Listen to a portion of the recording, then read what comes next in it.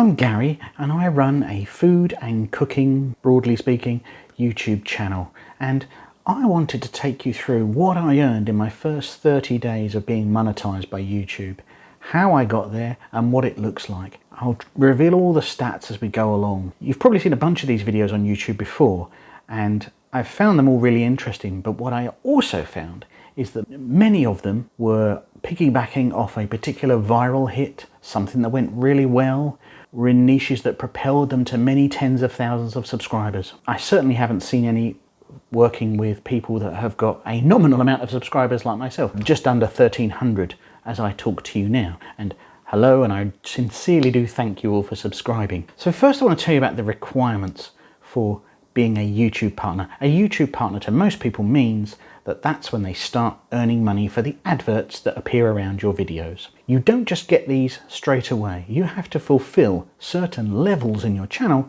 before you can qualify for this program. You have to meet these two criteria: hit 1,000 subscribers and get 4,000 hours of watch time in a year. So if you've got a video that's 1 hour long, if you can get 4,000 people to watch it in one day, you're done. Most of us don't have those kind of stats though. Sometimes you'll see longer videos and that can help contribute towards it when lots of people watch a longer video. Note that shorts are counted separately. Shorts are those under 60 seconds TikTok-like videos. So it counts those two things separately, which sort of means YouTubers are kind of forced into going one road or another. Do I go down the long form video route, or do I go down the shorts route? YouTube really wants you to put a foot in both, but more on that later. Once you get there, what are the ways you can earn money?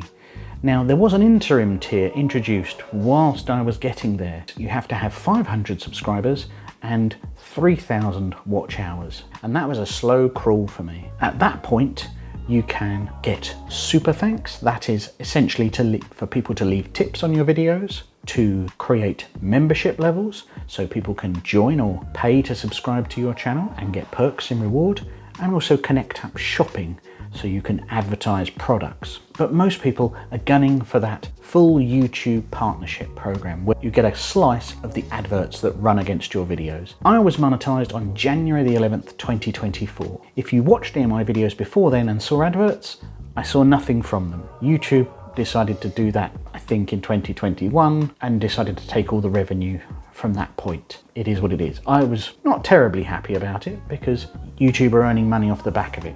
On the flip side, if we're going to be balanced about this, it's worth pointing out that every video is uploaded for free and stored for free. If you've ever worked in file storage and how you store files and how expensive it is to move and stream files, you'll know this is actually quite a big deal.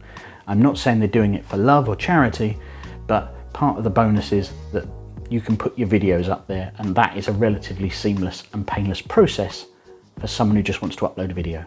Now, my account says it was created on the 6th of September 2006, making it a very old channel, but I'm generally a bit of an early adopter to platforms and social media, and I try things out regardless. So goodness knows what I created it for back in 2006. I definitely had a Google Plus account, but that predates even Google Plus, back when there was a whole migration of Google Plus accounts. Some of you may know I've been running a food blog, bigspud.co.uk, in one form or another since 2007, and has been an absolute passion project of mine throughout all that time, and has afforded me many great opportunities to meet with, work with great people, meet a fantastic community of other food bloggers. But I've always thought in the back of my mind that I'd really like to give YouTube a go. And the only thing really stopping me was just kind of the get up and do it of it, if that makes sense. I just didn't sit down and do it. I wasn't in the YouTube ecosystem. I wasn't sitting down and watching YouTube all the time. But one thing I did do, there's a little known video over there at vouchercodes.co.uk for a promotion I did for them, cooking student-friendly food. And they asked me to do a recipe. I did it, and then the guys doing the filming and the recording said, "Gary, that was really good." And I'm like, okay, thanks, man. But I didn't kind of realise how easily I found it to speak to the camera and how easy I found it to commentate along with what I'm doing. So I think I knew the do. It was just the technical stuff I just didn't want to start with. But eventually, late 2020, I did post a few videos finally deciding to stick my oar in just to see what was going on, and had no idea what I'm doing. I still don't know what I'm doing, but I just wanted to give something a try. They're still there, and some of my original videos are some of my biggest hits, which are essentially replicating really popular posts from my blog, so I knew there was an audience for them. And then I had a huge kitchen redevelopment, this one you're sitting in, which kind of took me out of doing videos for quite a long time. And I'd argue not until very early 2023 I started getting really serious back into the videos again. In fact, if I look at the data over the past 4 years, I've got the odd blip, and I get a blip around Christmas time because a lot of my videos are around roasted meats and food that are really popular. But it's early 2023 when I sort of committed to a bit of a content plan and sort of planned out what I was doing. On October 23rd, 2023, I achieved that first level of partner status where you can start to create super thanks and get tips on your videos, where you can create memberships and the like. Not the full partner status, but it does mean you are part approved to the system, which saves time later on. I was grinding really hard, pushing out loads of content as much as I could, following and watching all the videos and trying to get all the advice for retention and getting your intro really snappy and all that sort of thing, which I part follow and I part don't. I seesaw between trying to be what YouTubey people tell you to be and part of just trying to do what I want to do and what I think I would want to see if I'm watching YouTube videos, and try and get the best of those. And then finally, on January the 11th, 2024, I was fully approved to the YouTube Partner Program, hitting all the qualifications.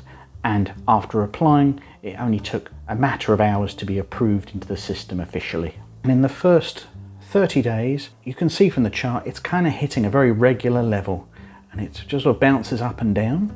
And I've tried to correlate this with watch time, I've tried to correlate this with views, and it sort of doesn't. It comes down to the user intent and, more importantly, the advertisers buying time against your video slots. So what have I earned over those first 30 days? £51.70. Not bad, not a fortune. A kicker is you can't withdraw that £51.70 because you have a minimum threshold of £60 before you can retrieve it from YouTube.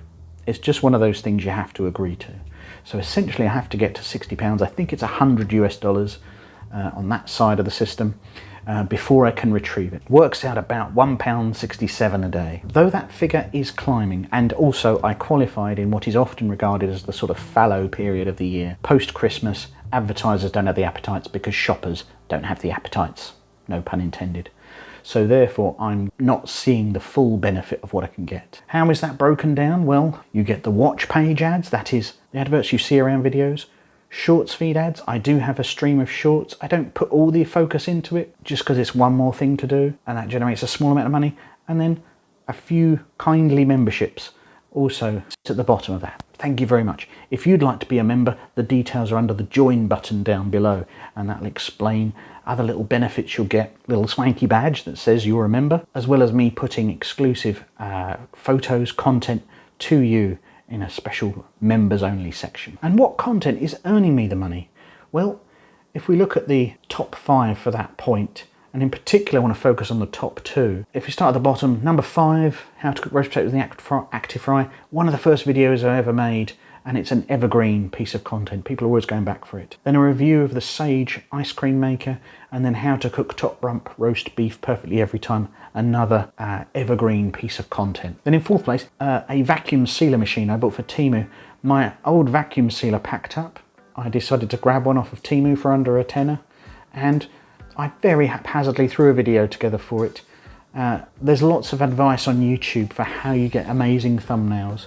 That thumbnail was literally me holding it up in front of my face and taking a selfie because I sort of couldn't be bothered, I'll be honest.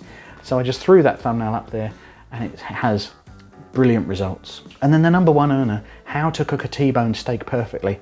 That wasn't even a planned video, that's the mad thing. The rest of my family was out. I thought, I'm gonna get a T-bone steak. And I was just about to start cooking it, and I thought, you know what, I'm gonna film it too.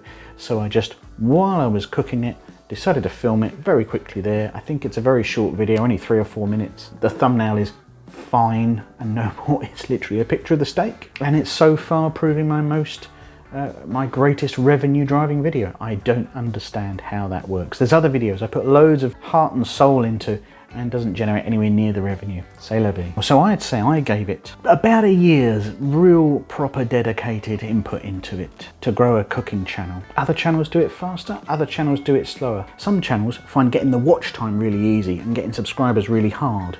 I think some gaming channels find that, or when you go live, because when you go live, as in just live stream, the watch time builds up really easily. If you're streaming for 1-2 hours, then you just let that upload to your site. People can just carry on watching that and they're just generating loads of watch time really easily. But you may not find as loyal subscribers. On the flip side, you may be able to gain subscribers quickly, but I found watch time really difficult. Whilst I think my videos are decent enough, sometimes people are only watching 1, 2, 3 minutes out of an 8-minute video. I tend to think, right, let's get this done, just put in the detail that's needed, film it, package it, done. I don't pad it out with extra filler or fluff, I don't think. That's not my intention anyway, so therefore they are a certain length and it's harder for me to gain the watch hours. And that's what I found the real struggle at the end, was getting all the watch time. So there you go, not quite at Mr. Beast levels or thinking about retiring off the YouTube income just so far. So I hope you found that interesting. If you've got questions about any of that process, please let me know in the comments down below, and I'll see you next time.